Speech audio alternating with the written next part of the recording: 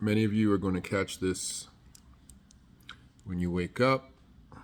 I'm recording it at approximately like 10 minutes to 11 p.m. Eastern Standard Time. This is Big Dell. This is the real spiel.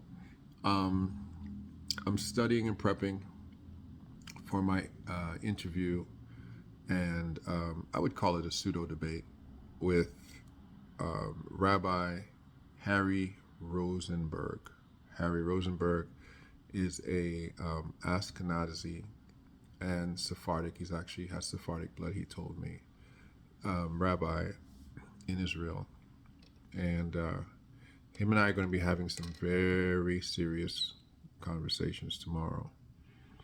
And so what I wanted to do, and I didn't want to do it in another live because I don't want to wear you out with lives. I don't like doing multiple lives in a day.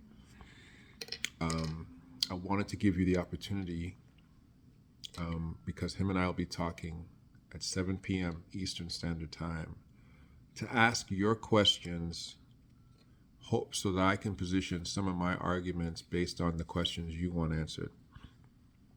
I have my slew of conversations I'm going to be having with him, and I'm going to try to cover everything that's relevant for me, and hopefully things that are relevant for the mass amount of people that I'm hopefully representing in this debate. I'm trying to get to the bottom of the Sephardic and truly the Ashkenazis mindset behind their bloodline. I'm trying to get to the bottom of Talmudic Judaism versus biblical Judaism. I'm trying to get to the bottom of what is Hebrew, what is modern Hebrew, and why do modern day Hebrew speak different dialects of Hebrew? What is the languages about? Trying to get to the bottom of prophecy fulfilled. And is Genesis 9:27 a prophecy? Can he explain it? Does he have a position or perspective on it? I also want to speak to the conversation of what is Zionism, and what does it mean to be Shemitic? What does it mean to be Afro-Semitic? And who and why of the conversation of why do Jewish people in Israel disenfranchise others that claim to be Shemitic and Jewish? The Moda, the settlement there. Why are so many of our older statesmen, people who've been there for years in Israel, being deported? What gives them the right to deport people who've been for a generation living in Israel when they're already living in a settlement that has been identified as a sovereign state, the Moda in Israel, a Hebrew population of blacks? We have a lot of questions. We have a lot of questions to ask. And I'm going to challenge him. I'm going to push him. And, I know that the way I'm positioning them will be from a Christian perspective as well as a historical perspective. I know there are some people who identify otherwise. So I want this to be an opportunity for you in the comments section to state some of the arguments that you want. I'm going to try to be extremely respectful because he's a respectful man. If you've listened to him before, he definitely identifies that there is the potential and probability of Afro-Semitic people who are Jewish, very Jewish, as Jewish as them. I'm going to get into what is a rabbi and how you become a rabbi and what do you have to know in order to be a rabbi. All these kind of questions, that I think it's important for us to answer and to bridge that gap. This is the educational piece. Ladies and gentlemen, this page, this channel has come, full circle, talking about basketball, but now talking about anthropology, talking about who we are as a people. We move on from this conversation to now strategies as a people. We want, and what I want is I want talking points coming out of the mouth of Ashkenazi Jewish people that affirm us. And then from there, we make our other decisions and other plans to further a conversation of education to the entire Black populace. We want this to be an academic conversation so that now we can take it to the pillars and the institutions of academia and say, wait a minute now, we have Jewish rabbis that disagree with your perspective. And so this is important for us to have this dialogue and to make sure that the dialogue is full of what we need to come out of the voices of Jewish rabbis. And because the voices of Jewish rabbis is what the voice of Jewishness is the voice of Judaism. There's no other voice. We can listen to Jewish people, we can fight with them on our social media, but there is no other voice from the European Jew other than the voices of their rabbis, right? Their Talmudic voices and their perspectives based on their religious leaders should be what we use to say this is what they believe and nothing else, right? Everything outside of that, we can't call it Jewish. We can't call it Judaism. We have to say these are people who represent the religion but are not presenting as the religion would instruct them. We have to conclude that. Many Christians are in the same boat. Muslims are in the same boat. People that are Christian but they don't act Christian. People that are Muslim, they don't act Muslim. That's we have that.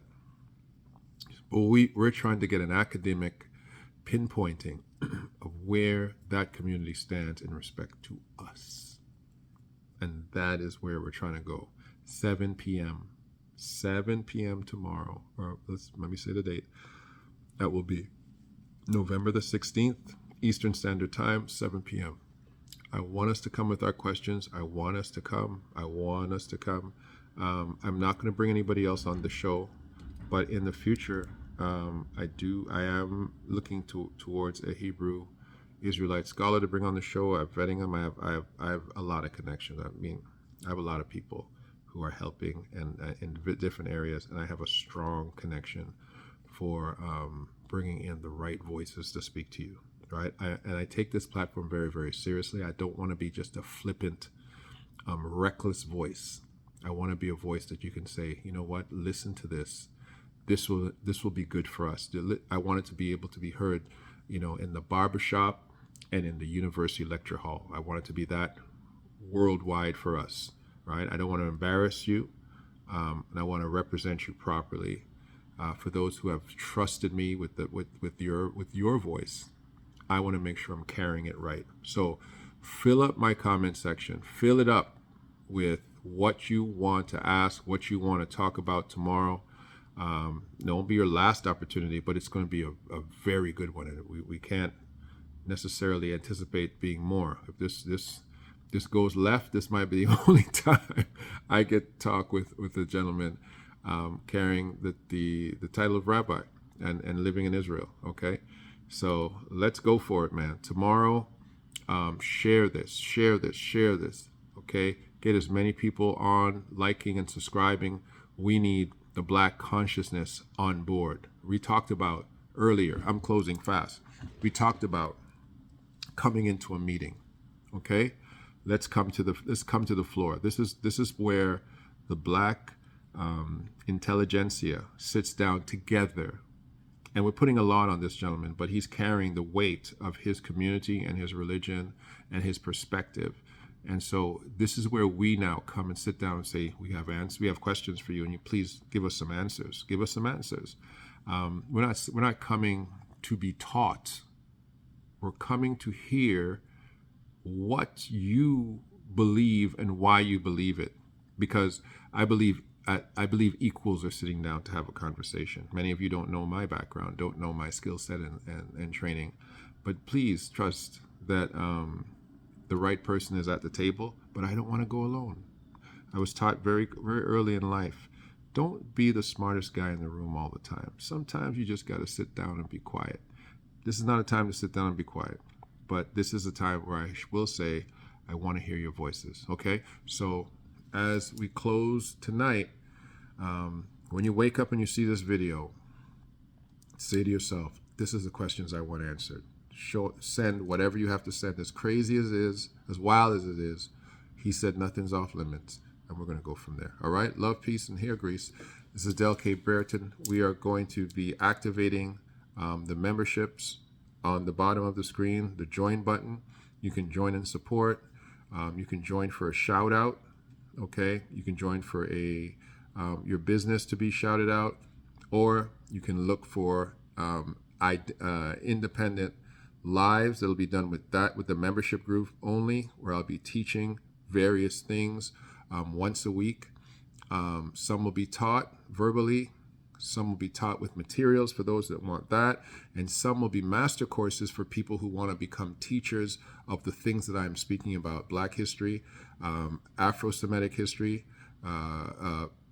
biblical history from the Black perspective, okay, and world history as it affects the black people, world history as it affects Black people, as it affects the Black conversation. Okay, these should be HBCU courses. These should be things that they're learning in high school. They should be learning in elementary school, and they're things that I think that the Black community has missed out, and I think it's my privilege and job to teach it to you. My book is coming out very, very soon. But what I'm going to do is I'm going to build my book course by course. So what you're going to do is you're going to get course pieces for those who are members. And it's very affordable. I'm going to make sure it's affordable, make sure everybody can get it. It's not going to be things that are expensive for you. And then I'm going to compile them at the end and make it into one big book. And that's the book that's going to actually be for sale. But you're going to get it piece by piece. Those who want it verbally, those who want documentation and notes, and then those who want to be able to teach it will be given a textbook in the master's course if you sign up for that particular level too. Love, peace, and hair grease. This is your boy, Big Del, and this is the real spiel. And I'm out.